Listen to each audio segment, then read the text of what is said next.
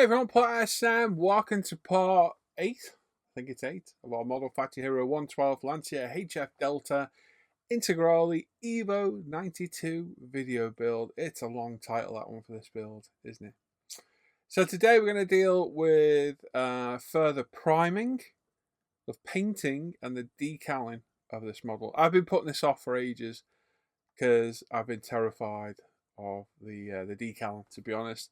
I know these are complex to do. I built the Deltas before, and those rear front arches are complex to get decals over, and obviously I'm quite apprehensive of doing this, so I put it off for a while. But anyway, we're going to get it done today. So we're going to prime it twice. I'll explain why in a second.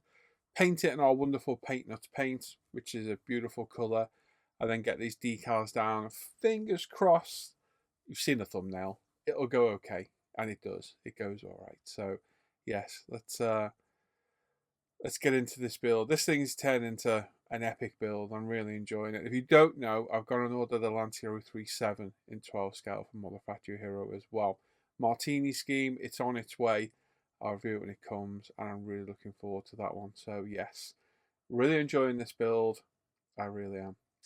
Before we get going, make sure you sub to the channel, click the bell notification, give the video a thumbs up, and leave a comment as well. I love reading all your comments. Might not reply to them, but I do appreciate everyone that takes the time to do it.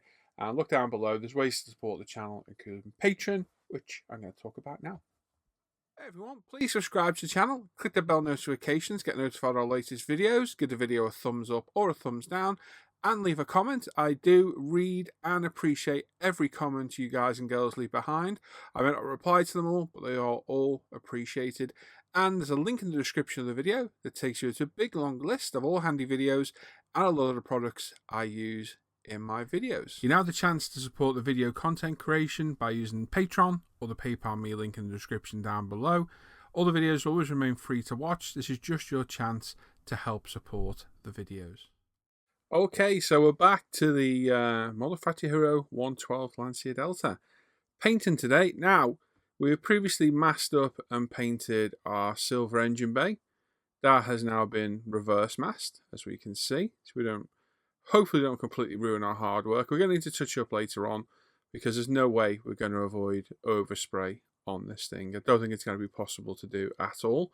But for today, we're going to prime in grey primer. And there's a reason I've done this. All the white metal has been primed in grey metal etch primer. And I noticed when doing the wheels that the one wheel I primed in white, which was the resin wheel, when painted in the Lancia white colour, was a completely different colour.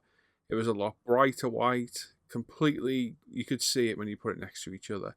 So to keep the continuity, I'm going to prime everything in grey and then prime in white in preparation for our white paint. So that's what we're going to do today. So we're going to prime in Tamiya grey, then prime in Tamiya white, and then go over it with our Lancia colour itself. That way we've got a uniform colour match all round, and we won't get any variations in colour, because it was very noticeable. If you go back and watch the video, I think it was part 7, it was a very noticeable difference in the white. So I don't want that on these body panels, because the bonnet's metal, the boot spoiler is, the roof vent is, and various other parts. So I don't want, a patchwork quilt. So by doing that, we'll keep all the colour uniform, and hopefully it'll look pretty much the right colour. So we've previously mixed our Paint Nuts paint. We bought that as a touch-up paint in a bottle. Just going to remove a little bit of fluff out the top. So that's pre-mixed. We got 3 bottles worth of paint. So we got about 110 millilitres of paint from the 50 millilitres of touch-up paint we bought. We thinned it with Mr. Leveling Thinner, and it's all bottled up, ready to go. We've already used it on the wheels. We know it sprays absolutely beautiful. Sprays characteristically very much like the Tamiya TS paints when they're decanted from the cans and sprayed. So like I say, we already know it sprays beautiful, so no worries of getting this down. But like I say, prime everything in grey first. Tamiya grey primer. It's been decanted from the spray can. You get about 60-ish, 70 ml of paint out of the 100 ml can, because obviously it needs propellant to spray as well. let it off gas for a good 12 hours at least until it stops bubbling without a lid on. Do not put the lid on off gassing paint, and then thin it with some Tamiya lacquer thinner with retarder, and it sprays beautiful. We're put through the 0.35 apex at about 16 psi, and as you can see, it's going on just lovely. Does prefer wetter coats, this stuff. It is one of the characteristics of the paint. So put a few lighter coats down. As you're getting near the end, start putting on a little bit heavier because it does like that heavier coat to help it self-level. But lots of parts to spray here. In total, there are 27 individual body pieces to spray. Now, they don't only do them because some of them are like hinges and that, but of the major components, there's just under 20 of them. So it's definitely going to be a challenge to not only paint, decal, but more so to 2K later. So we're not going to 2K today. We're just going to get the decals done on this today. But as you can see, there's a lot to do. I haven't shown every part. I don't want to bore the bejesus out of you. I just thought I'd show this part. So I'm going to show the grey, and then we're going to jump straight to the white paint. You can see my white primer at the back is off gassing because I've decanted it ready. But literally, we're going to prime in grey, prime in white, and that way we've got a uniform white primer pattern, and then we can get our white paint down, and it should give us that uniform colour. Here we are with the white primer, and again, just go over, give it a few coats until we're happy it's done. I could really go in depth. We could sit here and watch me spray it all, but there's really no point in doing that at all. It'll just be boring to watch. But as you can see, the coverage on the paint, I do love the Tamiya TSs and their primers. They do cover really well. They stink to high heaven, so make sure you got a real good extractor on the go to make sure you get it covered. And if you do find it gets a bit thick, you can tell by the noise of your airbrush. Thin a little bit more. It was a warm day when I was doing this, so I did chuck a little bit more thinner in there as well, and that way you get the self-leveling properties of the paint in there. So like I say, I'm not going to show the whole thing being primed and white, but there we go. There's the main body shell of the car. On the main body shell of the car, we haven't got to paint every section of it because there's a lot of removable panels. All the ones that are needing painting, I am doing here. Okay, so with the primer all done, left to dry a good 12 hours at least. We flattened it back with our sanding sponge, just lightly ran it over to remove any high spots or dust or dirt. And here we are now with our paint nuts. This is Lancia White 210. That's the code I found for the car. I got a touch-up paint for it. Like I said, we thinned it with Mr. Hobby Leveling Thinner, about 60-70%. And we've got it all pre-mixed in bottles ready to go. We've got nearly 3 bottles worth of this stuff, well over 100 ml, and we're going to use a good couple of bottles worth, about 70-80 ml of paint on this because it's a large car with lots of separate panels. Like I say, the paint's very reminiscent of the TS sprays to spray. It likes to go on a little bit wetter, so I put the first few coats down, just built them up slowly, and then started putting subsequently wetter and wetter coats on as we go. We're through the 0.35 apex at 16 psi, and it is spraying lovely. Now, when you're mixing your own paint like this, because this is a car touch-up paint, it's a very thick paint out of the bottle. If your airbrush is whistling, the paint's too thick, thin it a little bit more. But try and error is good, but make sure you don't over-thin to begin with. Maybe try a bit, if it's a bit thin, chuck a bit more thinner in. But I've used this paint many times, so I kind of know the rough ratio now. And as you can see, the white's going on really well. It's an off-white colour. It's not a real bright white. Me and Jamie were discussing this on our live stream a while back, whether to just use TS26 Tamiya or to go with the proper colour. And I'm glad we went with the proper colour because it is a slight off-white, which when you look at the real car, that's the colour the real car is. It's not a massively bright white like TS26. So I'm glad in the end we went for this colour because it looks absolutely beautiful when it's done. As you can see, I probably applied about 6-7 coats of this, building up wetter and wetter as we went. You can see how nice and vibrant the white's getting. And it just lays down absolutely beautiful. No problems whatsoever, no reactions, no problems, just a flawless, easy paint to spray. So there we go. So we'll leave this now for a good couple of days to dry. And then we're going to come back for the mammoth, and I mean mammoth, decaling session. So we'll start on the front bumper, just some small decals to pop in place. So the way I go about it, and we're going to cut through and dodge and dive for all this, we've got a lot to get through, is pile up all your decals that you need and apply them as necessary. Smaller ones are easy. Larger ones like this need some care. So if you look top right, I've got my heated coffee warmer with nice warm water in. We've got my ultimate decal solutions. We're going straight to strong and extra strong on this. They're ready to go. We've got our water brush pen, which is my preferred brush of choice. There's nothing in the water brush at all. I just got so used to using the brush. It's my preferred decal brush. And we've painted up our side pieces. You can just see it taped on the side of the car, the vents, because they need to be painted. I've picked LP 21 it is. I think it's a little dark, to be honest, so I'm going to use a lighter colour.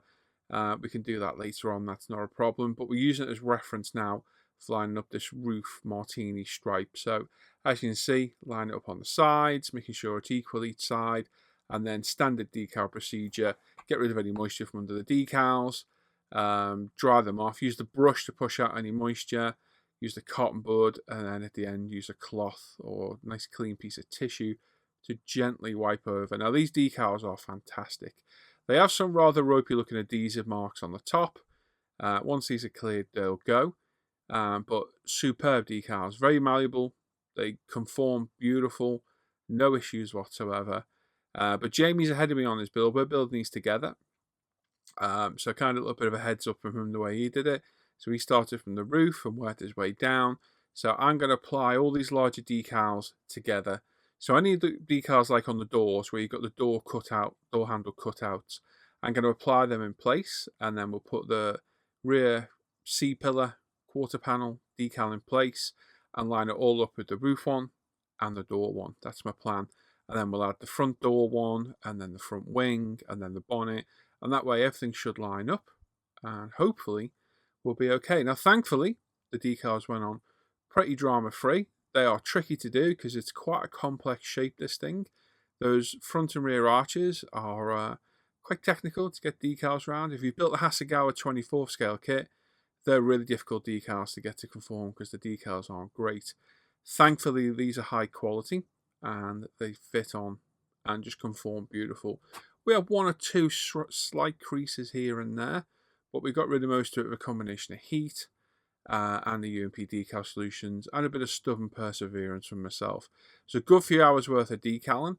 I had about 7 hours worth of just footage alone of decaling, and that was over a couple of days. So it's probably a good 10 hours worth of decaling in total on this. So as you can see, lining everything up, just making sure it lines up at the back, at the door handle, as good as we can on the window and to the wheel arch too.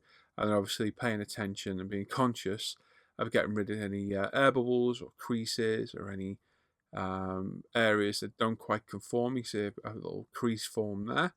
Now, we're all going to have to sacrifice to fit to the top of the door, which we'll fix later on with some excess decal. I'll show you that in a little bit. But for me, most importantly, I want to make sure everything fits together. Now, there is a little bit of clear section on this that I forgot to cut before I put it on. So it's just a little clear strip in between the colours that you're supposed to nick before you put the decal on. I completely forgot, so I'm just going to very gently cut it with my knife. There we go, and that just allows that area just to conform a little bit easier at the back. So, like I say, really good decals. Quite surprised at how good these were. They coped with some very tough areas to conform to, but they did take a lot of work, and I mean a lot of work. I've kind of left this one as is to show you most of the work in getting this in, but like I say, there's not that many decals on the car really when you look at it as a whole, but it was a good 10 hours worth of decaling, which I enjoy. I'm a big fan of decaling. I know a lot of people don't really relish the task, but I do. I've always kind of enjoyed decaling, and when it's a technical scheme like this, it is quite fun to do. So just pay attention. I've got the colour callouts to one side. I've got several pictures on the computer in front of me that I can refer to see different angles. I'm using this painted part to make sure everything's lined up correctly, which it is. And then just going gentle with movement where required and with the brushes to get rid of any air bubbles or creases. So nice and simple. just patience and perseverance needed. So it's a great looking scheme. I love any of these alcohol or tobacco sponsorships. Always think they look great. They are iconic vehicles, really are. So like I say, this piece is quite an important piece. We need to line this up to the stripe on the roof. It doesn't go over the rail gutter. So we're just going to line it up as good as possible. And as you can see, the red does overhang into that piece there, but we're not going to use it. We opted to paint. Me and Jamie both opted to paint it. And I don't think it would have been big enough, to be honest, looking at it myself.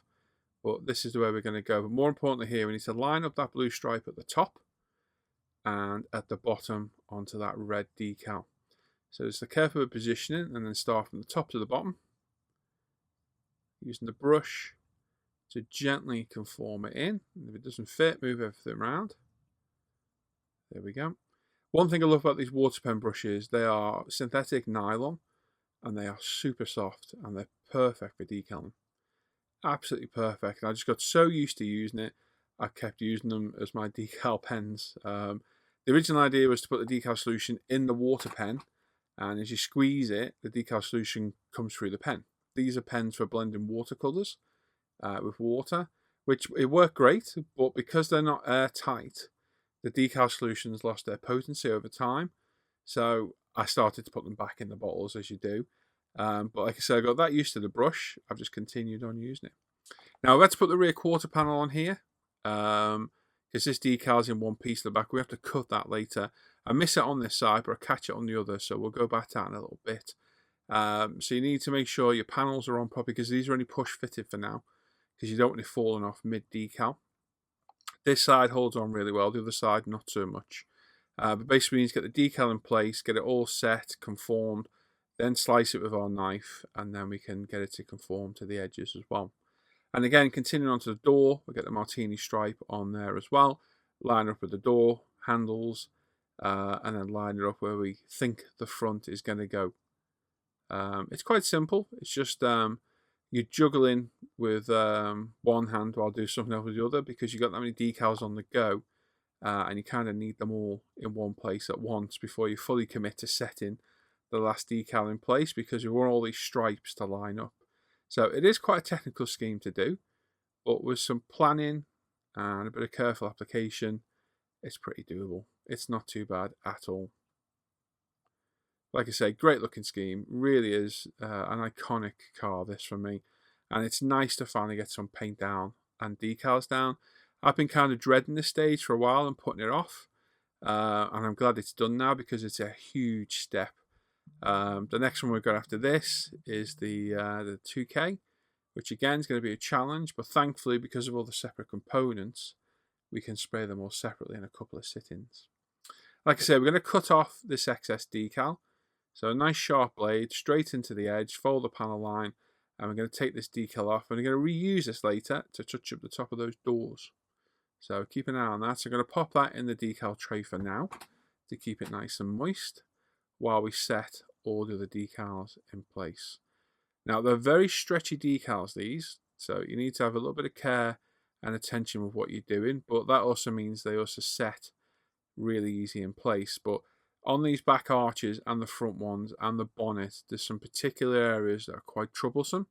So you're really going to have to work at them with each solutions, a bit of heat and the brush to get those creases out. And this is where the heat gun comes in. Be very careful on resin with this heat gun and plastic, because it will melt. It does get exceptionally hot. Don't leave it in one place for too long.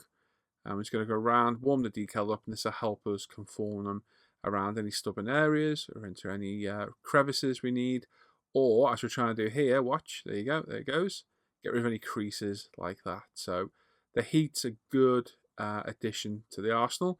You get that heat gun in my Amazon store, linked in the description down below. And it does make short work of getting rid of some of those creases, but you're going to have to work these decals. They are going to take a little bit of work. And again, another useful tool for decal is your finger. Keep it nice and gentle. These decals will still move if you're not careful, and they will rip easily. So just take your time. So that side's done. This is the other side now, and as you can see, done the same process. I'm cutting this one a little bit earlier than it should, so it does move that back part of the decal a little bit, but this side of the rear wing won't stay on by itself, so I'm petrified of it falling off and ripping the decal. So I'm cutting it earlier than I would have liked to. But it's a case, just slice it with a brand new blade and a knife, and then push it in with the brush until you get it to conform, and that's it. And then repeat the process all down the side, and then we're going to apply the front wing decals in place as well. So you don't need to worry about the bonnet. All you need to make sure is that those stripes line up all the way along, as we've done there, and that red overhangs into the bonnet in a well or in a shut as such, so that we keep the continuity through the build. Now these are particularly tricky on the front. There are some quite horrific areas to try and get it over, but concentrate on getting everything straight, everything lined up, and then the beautiful thing is the wing comes off. This makes life a lot easier to do. So we can apply a little bit of pressure. It looks like I'm applying a bit of brute force there. I'm not. The brush is super soft, so you've really got to press down to get any pressure down at all. I'm just removing the excess moisture. I have got some UMP Strong on there just to start the decal softening solution process on its way.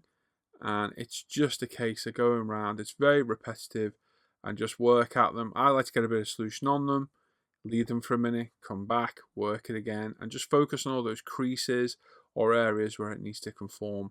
Then, as you can see, that's the extra strong there we've gone on to. Always test the decal solutions. Start with the weakest strength first, because some decals, you'll touch the extra strong to it and it'll literally curl up and disappear. Others like this, they just start to conform really well. And a word of warning, decal solutions are acidic. They are designed to melt decals into place. So don't let it pool up on paintwork. And what I found here was I left a fingerprint or two in the paint. Thankfully not damaging, where I got a bit of decal solution on my finger and held onto the paint for a minute or two. So just pay attention with the decal solutions. They are kind of acidic. That's the idea of them. They melt the decals in place. So don't let it pool up on the decal or pool up on your paint. But there we go. These are the major decals. These are the ones I wanted out of the way. With these and the two bonnet ones, things start to get a little bit more straightforward now. So it's just time, patience, get all those martini stripes lined up, and we're good to go. Now, as I say, on the top of the doors, the decals didn't quite reach up. It was really bugging me. So I got some scrap decals. These are off those rear quarters. And we're going to use the very edge of the door as a line, because your eye won't be drawn to it then. You won't see it at all.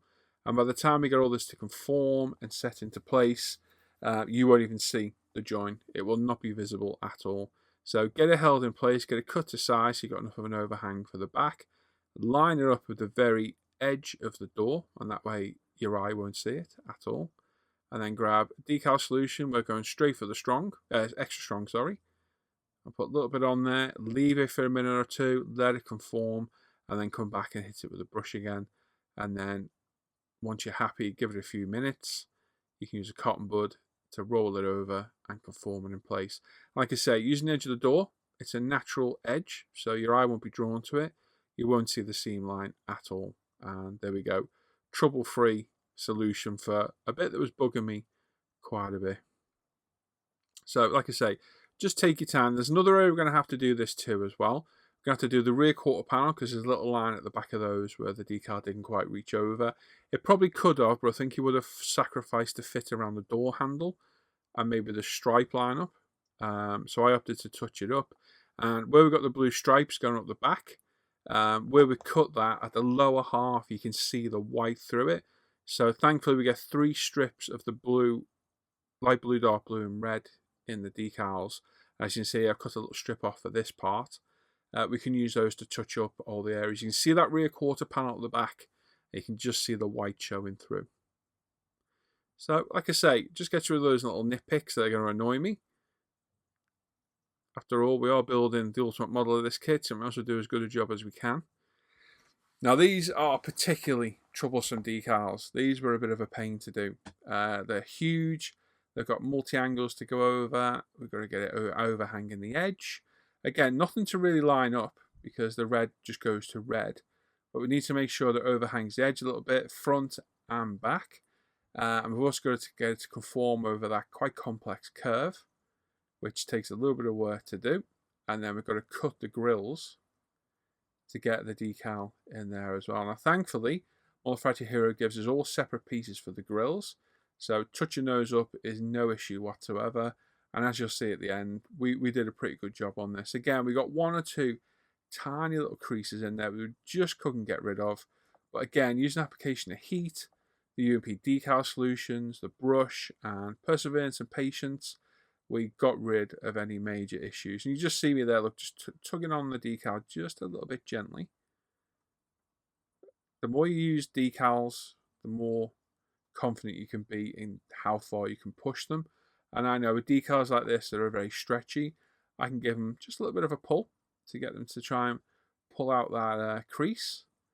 But it's patience is the key on these. Once you've got it majorly set in place, we can slit our lines into our grills. So using decal solutions, we'll push the decal into the groove so you can see where the lines are. And then with a brand new blade in our knife, we can just slice through carefully. Take your time. Let the decal solution set in place for a while before you do this, otherwise you run the risk of literally ripping the decal up. It is a skill that you'll learn to do over time. But a nice sharp blade is key to this, and then using the brush, and like magic now, watch. Some gentle brushing will push the decal into the grill. Same on the front. And as you can see some white through it now because obviously we cut the decal. So we have those touch-up pieces that Manufacturer Hiro has actually given us, and they are individually cut for each one of those grills. They're included in the kit. So we don't need them all because we did a good job on a few of them getting it to conform. For the ones that need doing, we'll just put that little strip decal in, hit it with the decal solutions, and you won't even know it's there. And like I say, as if by magic, there you go. There's the front grill done. Pretty flawlessly on that one, so that doesn't need any touch-up at all. It's important to make sure the decals are fully down. If you've got any panel lines or any grills like this where the decal's not quite set, your clear coat can run the risk of getting under the decal and lifting it and bubbling. It's happened to me before, it's happened to others. So just take your time and make sure these are all fully set in place. I ended up going around these decals about 4 times in the end of the decal solutions at different stages through the day. And then the day after, the day I'm editing this, I went around the heat gun again and the solutions to make sure they are fully set. And there we go, all touched up. Just a quick check to see how everything fits. Look at that, that looks beautiful. Absolutely beautiful. So here's the strips now. As you can see, look, they're all pre-cut with the right colours in the right place. So you just line them up, pop them over the top, get them in place with your tweezers, then hit them with your brush, with your decal solution, and carefully set them in place. And you can do that to every one of those grill bars should you wish, but most of ours didn't need them, to be honest. So I just did the ones that required it. And like I say, hit it with the decal solutions, a little bit of heat. Had a quick look, everything's looking good. And then we need to do the same to this Martini logo. So make sure you get this centralized for a start. This one's a tricky one as well. This is the last of the tricky decals. And there we go. With that one cut and all set in place, there's our bunnet done. As you can see, other than the starchy adhesive marks on the decals, which will go with clear coat, that is pretty much perfect. And like I say, on these rear quarter panels, I've used a spare strips of decal just to touch up these edges. Same way we did that door. We take the decal right to the edge. Look, you'll see what I mean. Pop that off, pop it back on. We just cut them to size. And that way, when you look through, you don't see the white, you see the decal continuation underneath. So these areas would have bugged me. You could leave if you want where you've cut it, because I guess on the real car it will be cut and you probably would see a bit of white on it. But for me, no, I wasn't happy. And as you can see, when I pop this in place now, no white showing, just a perfect continuation of the decal itself. The rest of the decals are really simple and straightforward, so I'm going to add a little bit of music and just let these carry on at their own pace.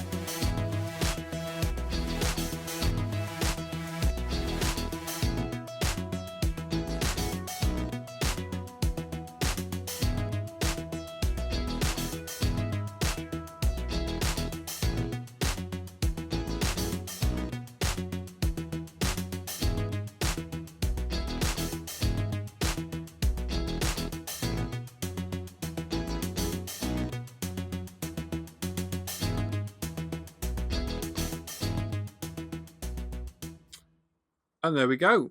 There's all the decals done. So here we are the day after. I'm just going through with every single separate panel and crossing off all the decals to make sure I've done them. Anything that's labelled pink is on. Anything green is a reminder that it's an opposing decal for the different driver. You can see I've already marked those in to make sure that I've done them. And then we're going to circle any that will need to go on later. Now you'll notice on the bonnet I've not put the actual Monte Carlo rally plate on because it came with a piece of PE in the kit. But I decided after looking, the PE was a bit too thick, and I've actually put the decal on afterwards. So these are decals to go on later. We've got a few different things put on, like the windscreen, the under tray on the windows and that. So I'm just circling everything as a reminder later to put them all in place later on.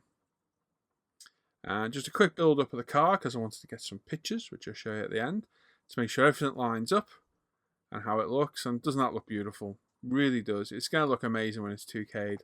I'm looking forward to that. But like I say, decals, fantastic quality. This was a stage of the build I was really nervous about doing. But I've had much harder 24 scale decals to do. Now the big challenge is on these doors, this side's really tight, the other side's loose. Is the 2K going to be a pain in tolerances? So we might have to do a bit of sanding later on and a bit of polishing. We'll see, but we won't know until we get the 2K down later on. But it looks great. Like I said, I've got some pictures. I'll pop them up at the end. And then for safekeeping for now, I've taken it all back apart in one of my plastic storage cases. And a little bit of OCD. I'm going to store everything in here nice and safe out of the way. So like I say, a lot of components. There's 27 in total. There's some not shown here because it didn't have decals on. Got a few grills and what have you and a few brackets. But it certainly is, yeah, it's a challenge to do. It really is. Like I say, 2K is going to be a challenge, but I think for that respect, we'll separate up the parts into a couple of sittings of 2K to make life a little bit easier for us. And there we go, with the last part in, everything's safe. We're going to leave the lid of this box just ajar a little bit to make sure a little bit of air can get in there, but we know everything's safe in there now. The main body's back in its larger case, nice and safe. And there we go, there's some pictures. Looks absolutely beautiful. All the decals have lined up fantastic. They've all cut into their shuts really well. All the grill work looks good. I am very happy with this. The only thing I need to change is that red on those vents at the back. It's too dark. I'm going to slightly lighten it, but we're going to mess about with that in a few days, and it just looks great. What a great looking scheme of an iconic car. And like I say, I have put that rally plate in place. I did that afterwards, and there's all our parts nice and safe in their box. Well, there we are. That's the biggest step of this build out of the way, with the next biggest one to come next. So, yeah, primer went down. I made the right decision in priming everything grey, then white, then the paint, because there was a huge paint difference in those wheels. If you go back and look, the resin wheel was a much more vibrant white than the metal ones, which were primed originally in grey. So it just shows you how important primer colour choice is when doing things. And obviously we're having the boot, the bonnet, the roof vents, they're white metal. They would have been a completely different white colour to the wings and the rest of the body. So I'm glad I went that way. I know Jamie did the same thing, and it's paid off because the white was a beautiful colour, lovely paint. I think 50ml of that paint cost me and Jamie about £12 each, delivered, which isn't bad at all. We got two 50ml bottles for about £24 delivered. And obviously you thin it. I got about 110ml, maybe 120ml of paint out of that. So it's not too bad really. And we used about 7 to 80ml of it on the model. I think I used just under 2 bottles of it. But it's a big model, loads of separate parts. You're going to get loads of overspray because of the nature of spraying small parts is. But it sprays beautiful. Like I said, it's very reminiscent of TS spray. If you sprayed that, it's probably one of the most forgiving paints you'll spray. And it just went down absolutely beautiful. And the decals, wow. I looked at these and thought, oh my God, this is going to be a nightmare. They're going to split. I'm going to have tears everywhere. I'm going to have creases. It's going to be a nightmare. And no, they went down absolutely fantastic. UMP Decal Solutions, proving their worth time and time again. Really got them submitted into place with a little bit of heat, perseverance and patience, they've gone down absolutely fantastic. And this thing looks epic. It really does look good. All the other parts are in here, as you can see, still got the box cracked open. This is all going to now dry for a good week. I want that paint and those decals to fully harden up, set in place before we even go near this with 2K. And then once all these parts are 2K, they can be left for a while while we work on the rest of it. Still waiting on a replacement roll cage. I've chased them up. They said 10 days. It's been 3 weeks now. So I'm waiting on that. And then we can crack on with the interior and start getting that done. Jamie has flown along with this build. He's nearly done. He's absolutely flown through. I'm a bit behind because obviously I've got to film everything and I've got other projects on the go. But I'm thoroughly enjoying this. And as I said, we've ordered the 037 and that's on its way. So I'll review that. I've also got a 24 scale one. A madman from Australia sent me. Thank you, Peter. And he's threatening to send me something else. I don't know what it is. So thank you, Peter. You're crazy. But I've got the 24 scale Pink Pig. It's up there. I don't know if you can see it. No, you can't. Porsche 91720, and I'll review that as well. And for a 24 scale kit, that's a lovely kit as well. So there we are. That's where we're at. So next video you're probably going to see, I don't know. I've got some reviews to do and a bench update to do, and I'm looking forward to starting the resin build, which starts in a week. We're going to do the Audi RS4 from Alpha Models. So that'll probably be the next build video you see from me, I think, because I'm waiting for the roll cage on this now. We'll see. But yes, lots on the go. As always, if you're not a patron, well worth becoming a patron. Not only do you keep these videos going, because I couldn't do it without your support, you also get 2 week early access on the videos, and there's always 4 or 5 videos there that are not up on ISM. You get 2 week early access on the videos, and there's about 4 or 5 there right now. If you want to become a patron, there's a link down below. You can select which tier. If you go tier 2 or higher, you get 2 week early access and a load of other perks as well. If you go any tier, you get a weekly patron exclusive live stream on a Wednesday evening where you can watch and or join me live on a Zoom call. And there's also a Buy Me Coffee link and a PayPal me link should you wish to donate as well. Loads of other links down below to all the social media of ISM, UMP, my personal modelling page. I'm starting a new group up. I think it's going to be called Styrene and Machine. And the idea is it'll be automotive car and bike models alongside real cars and bikes. So that way we can share our own builds. We can share cool cars we find. We can share reference pictures we find. And I've not seen this done anywhere yet where the both are combined. It's just an idea I had. Dan Crow came up with a fantastic name. I'm in the process of setting the group up. I'll stick a link to the group in the description of this video. So if you want to come over and join us, if you've got a love of anything automotive, modelling or full size, whatever, come over and join us, and hopefully we can make a nice little community there alongside ISM. Not take away from ISM, but there's nothing like this that I've seen where it combines both. And obviously I can't flood ISM with pictures of real cars because that'd just be madness. So it was an idea I had a while back, and yeah, hopefully it'll work. We'll see. There we are. And as always, leave a comment. Love reading your comments. They spur me along with the build. Don't always reply, but always read and heart them up. And make sure you sub to the channel. Click the bell notifications. Get notified of the latest videos. Give us a thumbs up. And question for today. Running out of questions now. So I'm going to go with one Andrew gave me. What's your favourite pizza topping? There we go. Random one Andrew gave me. For me, I'm going to go with an all-time favourite, pepperoni. Pepperoni. Can't go wrong with it. Although I am partial to a stuffed crust meat feast from Papa John's. But I also love garlic bread and cheese as well. I like my food. You might not notice, but I do. So what is your favourite pizza topping? And anyone says pineapple, bleh, you're wrong. There we are. So enjoy the rest of the day, everyone. Take care. Bye-bye.